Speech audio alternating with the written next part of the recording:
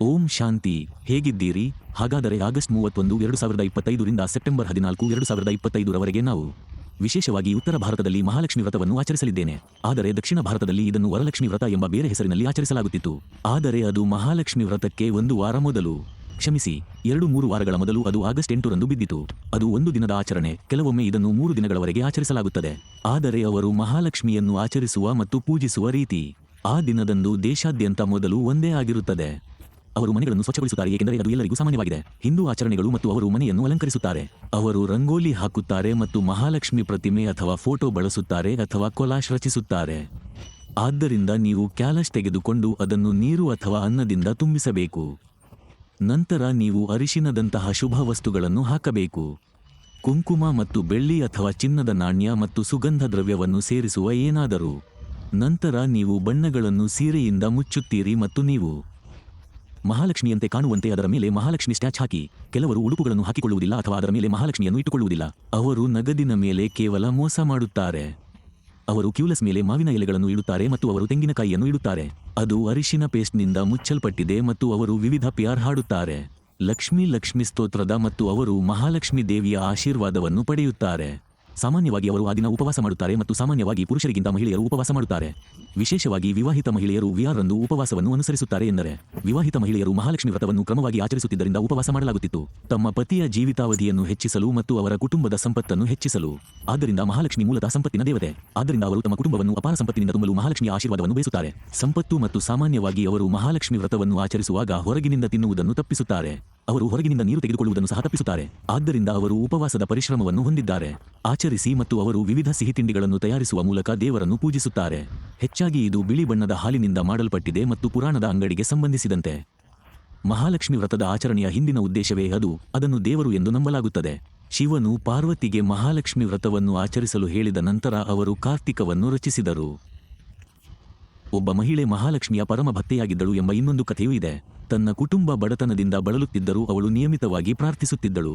ಆದ್ದರಿಂದ ಅವಳ ಶುದ್ಧವಾದ ತೀವ್ರವಾದ ಭಕ್ತಿಗೆ ಸಂತೋಷಗೊಂಡ ಮಹಾಲಕ್ಷ್ಮಿ ಅವಳ ಮುಂದೆ ಕಾಣಿಸಿಕೊಂಡಳು ಮತ್ತು ಮಹಾಲಕ್ಷ್ಮಿಯಾಗಿ ಆಚರಿಸಲಾಗುವ 2ನೇ ದಿನಗಳಲ್ಲಿ ಮೊದಲು ಆಚರಿಸಲು ಅವಳನ್ನು ಕೇಳಿಕೊಂಡಳು. ಈಗ ವ್ರತ್ ಮತ್ತು ಇನ್ನೊಂದು ಕಥೆ ಇದೆ. ಅಲ್ಲಿ ಒಬ್ಬ ವೃದ್ಧ ಮಹಿಳೆ ರಾಣಿಯನ್ನು ಮಹಾಲಕ್ಷ್ಮಿಯಾಚರಿಸಲು ಕೇಳಿಕೊಂಡಳು. ಅವಳು ಕೋಪಗೊಂಡಳು. ಆದ್ದರಿಂದ ಅವಳು ಅವಳನ್ನು ಅರಮನೆಯಿಂದ ಹೊರಗೆ ಎಸೆದಳು. ಆದರೆ ಅವಳ ಮಗಳು ತುಂಬಾ ಧರ್ಮನಿಷ್ಠಳಾಗಿದ್ದಳು. ಪ್ರಕೃತಿ, ವೃದ್ಧನ ಆಶೀರ್ವಾದ. ವೃದ್ಧ ಮಹಿಳೆಯರು ಮಹಾಲಕ್ಷ್ಮಿ ವ್ರತವನ್ನು ಆಚರಿಸುವ ನಿಯಮಗಳ ಬಗ್ಗೆ ಕೇಳಿದರು. ನಂತರ ಅದನ್ನು ಗಮನಿಸಿದಳು ಮತ್ತು ಅವಳು ತುಂಬಾ ಶ್ರೀಮಂತಳಾದಳು. ಮತ್ತೊಂದೆಡೆ ಆ ವೃದ್ಧ ಮಹಿಳೆಯರ ಸಲಹೆಯನ್ನು ಗಮನಿಸದ ಅವಳ ತಾಯಿ ತಮ್ಮ ರಾಜ್ಯವನ್ನು ಇನ್ನೊಬ್ಬ ರಾಜನಿಗೆ ಕಳೆದುಕೊಂಡರು. ಆದ್ದರಿಂದ ಇದನ್ನು ಕೇಳಿದ ನಂತರ ಅವಳ ಮಗಳು ಅವಳಿಗೆ ಒಂದು ಮಡಕೆ ತುಂಬ ಚಿನ್ನವನ್ನು ಕಳುಹಿಸಿದಳು. ಆದರೆ ತಾಯಿಯ ದೃಷ್ಟಿ ಚಿನ್ನದ ಕಡೆ ಬಿದ್ದ ತಕ್ಷಣ ಅದು ಬದಲಾಗುತ್ತದೆ. ಹಾಗಾಗಿ ಈಗ ಮಗಳಿಗೆ ತನ್ನ ತಾಯಿ ತನ್ನೊಂದಿಗೆ ಹೇಗೆ ಕೆಟ್ಟದಾಗಿ ವರ್ತಿಸುತ್ತಿದ್ದಾಳೆಂದು ಖಚಿತವಾಗಿದೆ. ಅವಳು ಈಗ ಬಳಲುತ್ತಿರುವ ವೃದ್ಧ ಮಹಿಳೆಯರನ್ನು ಗಮನಿಸಲು ಅವಳು ತನ್ನ ತಾಯಿಗೆ ಸಲಹೆ ನೀಡುತ್ತಾಳೆ. ನಂತರ ಅವಳು ಮಹಾಲಕ್ಷ್ಮಿ ವ್ರತವನ್ನು ಆಚರಿಸಲು ಪ್ರಾರಂಭಿಸಿದಳು ಮತ್ತು ಅವಳು ಮಾಡಬೇಕಾದ ಎಲ್ಲವನ್ನು ಪಡೆಯುತ್ತಾಳೆ. ಸೋತಿದ್ದಾರೆ. ಆದ್ದರಿಂದ ಅದೇ ಎಲ್ಲ ಧಾರ್ಮಿಕ ಕಥೆಗಳ ಸಾರ. ಧರ್ಮಗ್ರಂಥಗಳನ್ನು ನೋಡಿದರೆ, ರಾಮಾಯಣ ಮತ್ತು ಮಹಾಭಾರತವನ್ನು ತೆಗೆದುಕೊಂಡರೆ, ಅವರು ಪಾಲಿಸುವ ರಾಜ್ಯವನ್ನು ಕಳೆದುಕೊಂಡರು. ಕಾಡಿನಲ್ಲಿದ್ದಾಗ ತಪಸ್ಸನ್ನು ತೀವ್ರಗೊಳಿಸುತ್ತಾರೆ ಮತ್ತು ನಂತರ ಅವರು ರಾಜ್ಯಕ್ಕೆ ಮರಳುತ್ತಾರೆ. ಬೈಬಲ್ ಮತ್ತು ಕುರಾನ್ನಲ್ಲಿ ಅವರು ಸ್ವರ್ಗವನ್ನು ಕಳೆದುಕೊಳ್ಳುತ್ತಾರೆ. ದೇವರು ಅವರನ್ನು ಮತ್ತೆ ಸ್ವರ್ಗಕ್ಕೆ ಕರೆದೊಯ್ಯುತ್ತಾನೆ. ಆದ್ದರಿಂದ ಸಾರವು ಹಾಗೆಯೇ ಉಳಿದಿದೆ. ಆದರೆ ಅದು ನಿಜವಾಗಿಯೂ ಏನನ್ನು ಸೂಚಿಸುತ್ತದೆ? ಈ ಕಾರ್ಯಗಳು ದೇವರು ಸ್ವತಃ ಈ ಲೋಕಕ್ಕೆ ಬರುವ ಸಮಯವನ್ನು ಸೂಚಿಸುತ್ತವೆ. ಅದು ಸಂಭವಿಸುತ್ತದೆ. ದೇವರ ಅಂತ್ಯಕ್ಕೆ ನಿಖರವಾಗಿ 100 ವರ್ಷಗಳ ಮೊದಲು ಶಿವನು ಸ್ವತಃ ಪ್ರವೇಶಿಸುತ್ತಾನೆ ಮತ್ತು ಹಳೆಯವನು ಮನುಷ್ಯನ ದೇಹ, ಏಕೆಂದರೆ ಅವನು ನಿನ್ನ ತಾಯಿಯ ಹುಳುವಿನ ಮೂಲಕ ನೀನು ಮತ್ತು ನಾನು ಹುಟ್ಟಿದಂತೆ ಹುಟ್ಟುವುದಿಲ್ಲ. ಆದ್ದರಿಂದ ಅವನು ಒಬ್ಬ ವೃದ್ಧನ ದೇಹವನ್ನು ಪ್ರವೇಶಿಸುತ್ತಾನೆ ಮತ್ತು ಅವನಿಗೆ ಬ್ರಹ್ಮ ಎಂದು ಹೆಸರಿಸಿ ನಮಗೆ ಕೊಡಲು ಪ್ರಾರಂಭಿಸುತ್ತಾನೆ. 500 ವರ್ಷಗಳ ಅವಧಿಯಲ್ಲಿ ನಾವು ಕಳೆದುಕೊಂಡಿದ್ದನ್ನು ಪಡೆಯಲು ಕಲಿಸುವುದು ಹೌದು. ನಾವು ಆರಂಭದಲ್ಲಿ ಸ್ವರ್ಗದ ಆಡಳಿತಗಾರರು, ವಿಶೇಷವಾಗಿ ಪ್ರಪಂಚ, ವಿಶೇಷವಾಗಿ ಭಾರತ, ವಿಶೇಷವಾಗಿ ಸ್ಥಳಗಳು. ದೆಹಲಿ ಮತ್ತು ಅದರ ಸುತ್ತಮುತ್ತಲಿನ ಪ್ರದೇಶವು ಪ್ರಸ್ತುತಪಡಿಸಿದ ದೆಹಲಿಯು ಸ್ವರ್ಗವಾಗಿತ್ತು. ಆದ್ದರಿಂದ ನಾವು ಮೂಲತಃ ವ್ಯಕ್ತಿಯಾಗಿದ್ದೆವು. ಸ್ವರ್ಗದ ನಿವಾಸ ಅಥವಾ ಪೂಜೆ. ದೇವರು ಹೇಳುವಂತೆ ಸ್ವರ್ಗದಲ್ಲಿ ವಾಸಿಸಿದ್ದು ನೀನೇ ಎಂದು. ಆರಂಭದಲ್ಲಿ ಮೊದಲ 2500ಕ್ಕೆ ಹೌದು. ನಂತರ ಹಲವಾರು ಬಾರಿ ಮರುಕಳಿಸಿದ ನಂತರ 2500 ವರ್ಷಗಳ ನಂತರ ನೀವು ನಿಧಾನವಾಗಿ ದೇಹ ಪ್ರಜ್ಞೆ ಹೊಂದುತ್ತೀರಿ. ಇದರಿಂದಾಗಿ ನೀವು ಪ್ರಭಾವಿತರಾಗುತ್ತೀರಿ. 5 ಮಂಜುಗಡ್ಡೆಗಳಿಂದ ಕೊನೆಯ ಕೋಪ. ಈ 5 ಪ್ರಭಾವದ ಅಡಿಯಲ್ಲಿ ದೊಡ್ಡ ಬಾಂಧವ್ಯ ಮತ್ತು ಅಹಂಕಾರ. ನೀನು ಅನೇಕ ಅರ್ಥಗಳನ್ನು ಮಾಡಿದ್ದರಿಂದ ಸ್ವರ್ಗದಲ್ಲಿರುವಾಗಲೇ ಎಲ್ಲವನ್ನೂ ಕಳೆದುಕೊಂಡೆ.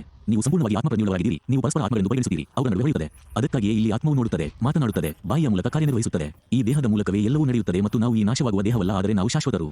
ಆತ್ಮ ಮತ್ತು ನಾವು ಸ್ವರ್ಗದಲ್ಲಿದ್ದಾಗ ಅದರ ಬಗ್ಗೆ ತಿಳಿದಿದ್ದೆವು, ಆದರೆ ನಾವು ಅದನ್ನು ಮರೆತಿದ್ದರಿಂದ ನರಕದಲ್ಲಿ ನಾವು ತುಂಬಾ ಬದ್ಧರಾಗಿದ್ದೇವೆ ಮತ್ತು ಸಂಪೂರ್ಣವಾಗಿ ದೇಹದ ಪ್ರಜ್ಞೆ ಹೊಂದಿದ್ದೇವೆ ಮತ್ತು ದೇವರು ಬಹಿರಂಗಪಡಿಸುತ್ತಾನೆ ರಹಸ್ಯ. ಮತ್ತು ದೇವರು 5 ದುರ್ಗುಣಗಳಲ್ಲಿ ಮೊದಲನೆಯದನ್ನು ಆಚರಿಸಲು ನಮ್ಮನ್ನು ಕೇಳಿಕೊಳ್ಳುತ್ತಾರೆ. ಕಡಿಮೆ ಕೋಪ ದೊಡ್ಡದು. ಗಂಡ ಹೆಂಡತಿ ಮಗುವನ್ನು ಹೊಂದಲು ಬಯಸಿದಾಗ ಮಹಿಳೆಯರಿಗೆ ಸ್ವರ್ಗದಲ್ಲಿ ಮೋಹ ಮತ್ತು ಅಹಂಕಾರ ಸಿಗುತ್ತದೆ. ಗರ್ಭಿಣಿಯಾಗಿದ್ದ ಅವಳು ಲೈಂಗಿಕತೆಯ ಮೂಲಕ ಗರ್ಭಿಣಿಯಾಗಲಿಲ್ಲ, ಏಕೆಂದರೆ ಅದು ಇಲ್ಲಿನ ಪದ್ಧತಿಯಾಗಿದೆ. ಆದ್ದರಿಂದ ಅದು ಇಲ್ಲಿಯವರೆಗೆ ಹಿಂದೂಗಳು ಸ್ವರ್ಗವಾಸಿಗಳನ್ನು ಪೂಜಿಸುತ್ತಿರುವುದಕ್ಕೆ ಕಾರಣ ಮತ್ತು ಅವುಗಳ ಸಂಖ್ಯೆ. 1 ದಿನ ಸ್ವರ್ಗದ ದಿನಗಳು ಲಕ್ಷ್ಮಿ ಮತ್ತು ನಾರಾಯಣರು, ಏಕೆಂದರೆ ಅವರು ರಾಜರು ಮತ್ತು ಸ್ವರ್ಗದ ರಾಣಿ. ಅದಕ್ಕಾಗಿಯೇ ದಕ್ಷಿಣ ಭಾರತದಲ್ಲಿ ಉದ್ಘಾಟನಾ ಸಮಾರಂಭ ಎಂಬ ಆಚರಣೆ ಇದೆ. ವಿಷ್ಣು ದೇವಾಲಯದಲ್ಲಿ ಸ್ವರ್ಗದ ಸಮಾರಂಭ, ಏಕೆಂದರೆ ಅವನು ಸ್ವರ್ಗದ ಮೊದಲ ರಾಜನಾಗಿದ್ದನು. ಹಾಗಾಗಿ ಈಗ ನಮ್ಮನ್ನು ನೋಡಿ ನಾವು ಎಲ್ಲವನ್ನೂ ಕಳೆದುಕೊಂಡಿದ್ದೇವೆ, ಸೌಂದರ್ಯ, ಆರೋಗ್ಯ, ಸಂಪತ್ತು, ಎಲ್ಲವೂ. ಹಾಗಾಗಿ ನೀವು ಎಲ್ಲಿ ನೋಡಿದರೂ ರೋಗಗಳ ರೂಪದಲ್ಲಿ ನೋವು ಮತ್ತು ದುಃಖವನ್ನು ಹೊರತುಪಡಿಸಿ ಬೇರೆ ಕಾಣುವುದಿಲ್ಲ. ಬಡತನ, ನೈಸರ್ಗಿಕ ವಿಕೋಪಗಳು, ರಾಷ್ಟ್ರಗಳ ನಡುವಿನ ಯುದ್ಧ, ಕುಟುಂಬ ಸದಸ್ಯರೊಳಗಿನ ಸಂಘರ್ಷ. ಆದ್ದರಿಂದ ಎಲ್ಲವನ್ನು ಕೊನೆಗೊಳಿಸಲು ನೀವು ಕೇವಲ ಆತ್ಮ ಎಂದು ಖಚಿತಪಡಿಸಿಕೊಳ್ಳಿ. ಎಲ್ಲದರಿಂದ ಮತ್ತು ಎಲ್ಲರಿಂದ ನಿಮ್ಮನ್ನು ಬೇರ್ಪಡಿಸಿಕೊಳ್ಳಿ. ನಿನಗೆ ಶಿವನೊಂದಿಗೆ ಒಂದೇ ಒಂದು ಸಂಬಂಧವಿದೆ, ಅದು ಶಿವನ ಜೊತೆ. ಅವರು ನಮ್ಮ ತಂದೆ, ಪತಿ, ಮಕ್ಕಳು, ಸಹೋದರ, ಸಹೋದರಿ, ಎಲ್ಲವೂ. ಆದ್ದರಿಂದ ಅದೇ ನಮ್ಮ ಉಸಿರು. ಶಿವನನ್ನು ಸ್ಮರಿಸುವುದರಿಂದ ನೀವು ದೇಹ ಪ್ರಜ್ಞೆಯನ್ನು ತೊಡೆದು ಹಾಕುತ್ತೀರಿ. ಆದರೆ ಅದಕ್ಕೂ ಮೊದಲು ನೀವು ನಿಮ್ಮನ್ನು ಆತ್ಮವೆಂದು ಪರಿಗಣಿಸಬೇಕು. ನಂತರ ನೀವು ದೇವರನ್ನು ನೆನಪಿಸಿಕೊಳ್ಳಬೇಕು.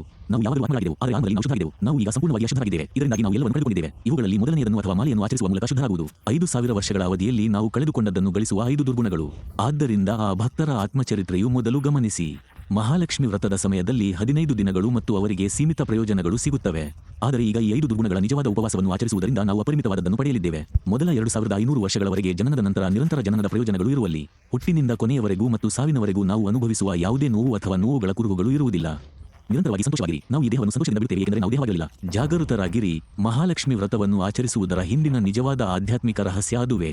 ಈ 5 ದುರ್ಗುಣಗಳನ್ನು ತೊಡೆದು ಹಾಕುವುದರ ಜೊತೆಗೆ ನಾವು ಹೊರಗೆ ಆಹಾರವನ್ನು ತೆಗೆದುಕೊಳ್ಳುವುದಿಲ್ಲ, ಏಕೆಂದರೆ ಈಗ ನಿಮ್ಮ ಮನಸ್ಸು ಯಾವಾಗಲೂ ಆಲೋಚನೆಗಳನ್ನು ಸೃಷ್ಟಿಸುತ್ತದೆ ಮತ್ತು ಈ ಜ್ಞಾನವನ್ನು ಪಡೆಯದವರು ಅವರು ಪ್ರತಿಯೊಂದು ಮನೆಯಲ್ಲೂ ನಿರಂತರವಾಗಿ ಮತ್ತು ಹೆಚ್ಚಾಗಿ ಎಂದಿಗೂ ಕೆಟ್ಟ ಆಲೋಚನೆಗಳನ್ನು ಸೃಷ್ಟಿಸುತ್ತಲೇ ಇರುತ್ತಾರೆ. ದೂರದರ್ಶನ ಅಥವಾ ಮೊಬೈಲ್ ಫೋನ್ ಯಾವಾಗಲೂ ಆನ್ ಆಗಿರುತ್ತದೆ ಎಂದರೆ ಅವರು ತಮ್ಮ ಮನಸ್ಸನ್ನು ಭ್ರಷ್ಟಗೊಳಿಸಲು ಬಿಡುತ್ತಾರೆ. ಅವರು ನಿರಂತರವಾಗಿ ನೋಡುವ ಅಥವಾ ಕೇಳುವುದರೊಂದಿಗೆ ಅವರು ಆಲೋಚನೆಗಳನ್ನು ಸಹ ಸೃಷ್ಟಿಸುತ್ತಾರೆ. ಅದು ಕೂಡ ಕ್ರೂರ ಸ್ವಭಾವವಾಗಿರುತ್ತದೆ. ಆದ್ದರಿಂದ ಅವರು ಅಡುಗೆ ಮಾಡುವಾಗ ಆಲೋಚನೆಗಳನ್ನು ಸೃಷ್ಟಿಸುತ್ತಾರೆ. ಅವರು ಸೃಷ್ಟಿಸುವ ಆಹಾರವು ಆ ಕೆಟ್ಟ ಆಲೋಚನೆಗಳಿಂದ ಕಲುಷಿತಗೊಳ್ಳುತ್ತದೆ. ಅದು ಮುಂದೆ ಸಾಗುತ್ತಿದೆ. ಆ ಆಹಾರವನ್ನು ಸೇವಿಸುವವರ ಮೇಲೆ ಪರಿಣಾಮ ಬೀರುವುದು. ಅದಕ್ಕಾಗಿಯೇ ದೇವರು ನಿಮ್ಮನ್ನು ಆಹಾರ ತೆಗೆದುಕೊಳ್ಳುವುದನ್ನು ನಿಷೇಧಿಸಿದ್ದಾನೆ. ಹೊರಗೆ. ಆದ್ದರಿಂದ ಬ್ರಹ್ಮಕುಮಾರಿಯರು ಬೇಯಿಸಿದ ಆಹಾರವನ್ನು ಮಾತ್ರ ನೀವು ತಿನ್ನಲು ಅನುಮತಿಸಲಾಗಿದೆ. ಹಾಗಾದರೆ ಆ ಬ್ರಹ್ಮಕುಮಾರಿಯರು ಯಾರು? ದೇವರು ಒಬ್ಬ ವೃದ್ಧನ ದೇಹವನ್ನು ಪ್ರವೇಶಿಸಿ ಅವನಿಗೆ ಬ್ರಹ್ಮ ಎಂದು ಹೆಸರಿಸುತ್ತಾನೆ ಮತ್ತು ಬ್ರಹ್ಮನ ಮೂಲಕ ದೇವರ ನೇರ ಬೋಧನೆಗಳನ್ನು ಕೇಳುವವರು ಬ್ರಹ್ಮಕುಮಾರರಾಗುತ್ತಾರೆ. ಮತ್ತು ಕುಮಾರಿಯರು ವಾಸ್ತವವಾಗಿ ಅವರು ಶಿವನ ನೇರ ಮಕ್ಕಳು, ಆದ್ದರಿಂದ ಅವನನ್ನು ಸ್ವರ್ಗೀಯ ಎಂದು ಕರೆಯಲಾಗುತ್ತದೆ. ದೇವರು ತಂದೆ ಕ್ರಿಶ್ಚಿಯನರಿಂದ ಅಲ್ಲ ಮುಸ್ಲಿಮರಿಂದ. ದೇವರು ಪ್ರತಿಯೊಂದು ಧರ್ಮಕ್ಕೂ ಮತ್ತು ಪ್ರತಿಯೊಂದಕ್ಕೂ ಒಬ್ಬನೇ. ದೇವರು ಪ್ರತಿ 500 ವರ್ಷಗಳಿಗೊಮ್ಮೆ ಭಾರತಕ್ಕೆ ಬರುತ್ತಾನೆ ಎಂಬ ವರ ನಮಗೆ ಸಿಕ್ಕಿದೆ. ಅದಕ್ಕಾಗಿಯೇ ನಾವು ಶಿವನ ಜನ್ಮದಿನವನ್ನು ಶಿವರಾತ್ ಶಿವ ಜಯಂತಿಯಾಗಿ ಆಚರಿಸುತ್ತೇವೆ. ಇದು ಜಗತ್ತಿನಲ್ಲಿ ಎಲ್ಲಿಯೂ ಇಲ್ಲ. ಯಾವುದೇ ಧರ್ಮವು ದೇವರ ಜನ್ಮದಿನವನ್ನು ಎಂದಿಗೂ ಆಚರಿಸುವುದಿಲ್ಲ. ಆದ್ದರಿಂದ ನಾವು ಹೆಮ್ಮೆ ಪಡುತ್ತೇವೆ ಮತ್ತು ನಾವು ಸಹ ಆಚರಿಸಬೇಕು. ದೇವರು ಏಕೆ ಬರುತ್ತಾನೆ ಎಂಬುದರ ಬಳಕೆ ದೇವರು ನಮ್ಮನ್ನು ಸ್ವರ್ಗದ ದಿನಗಳಿಗೆ ಹಿಂತಿರುಗಿಸಲು ಬರುತ್ತಾನೆ. ಆದ್ದರಿಂದ ಮೊದಲು ಮಹಾಲಕ್ಷ್ಮಿ ವ್ರತದ ಸತ್ಯವನ್ನು ಗಮನಿಸಿ. ಆದ್ದರಿಂದ ದೇವರು ಈ ಲೋಕದ ನಾಶಕ್ಕೆ ಕೇವಲ 100 ವರ್ಷಗಳ ಮೊದಲು ಬರುತ್ತಾನೆ. ಈಗಾಗಲೇ 90 ವರ್ಷಗಳು ಕಳೆದಿವೆ. ಆದ್ದರಿಂದ ಬಹಳ ಕಡಿಮೆ ಸಮಯ ಉಳಿದಿದೆ. ಆದ್ದರಿಂದ ದಯವಿಟ್ಟು ಇನ್ನು ಸಮಯ ವ್ಯರ್ಥ ಮಾಡಬೇಡಿ. ಹತ್ತಿರದ ಕೇಂದ್ರಕ್ಕೆ ಧಾವಿಸಿ ಮತ್ತು ಈ ಜ್ಞಾನವನ್ನು ಸಂಪೂರ್ಣವಾಗಿ ಉಚಿತವಾಗಿ ಪಡೆಯಿರಿ. ಮತ್ತು ನೀವು ನೇರ ಜ್ಞಾನವನ್ನು ಸಹ ಪಡೆಯಬಹುದು. ಹಲವಾರು ಯೂಟ್ಯೂಬ್ ಚಾನೆಲ್ಗಳು ಮತ್ತು ವೆಬ್ಸೈಟ್ಗಳಲ್ಲಿ ದೇವರ ಬಗ್ಗೆ, ಅವುಗಳಲ್ಲಿ ಕೆಲವಿನ ಲಿಂಕ್ಗಳನ್ನು ನಾವು ಕೆಳಗಿನ ವಿವರಣೆಯಲ್ಲಿ ನೀಡುತ್ತೇವೆ. ದಯವಿಟ್ಟು ಇದನ್ನು ಬಳಸಿಕೊಳ್ಳಿ. ಓಂ ಶಾಂತಿ. ನೋಡಿದ್ದಕ್ಕಾಗಿ ಧನ್ಯವಾದಗಳು.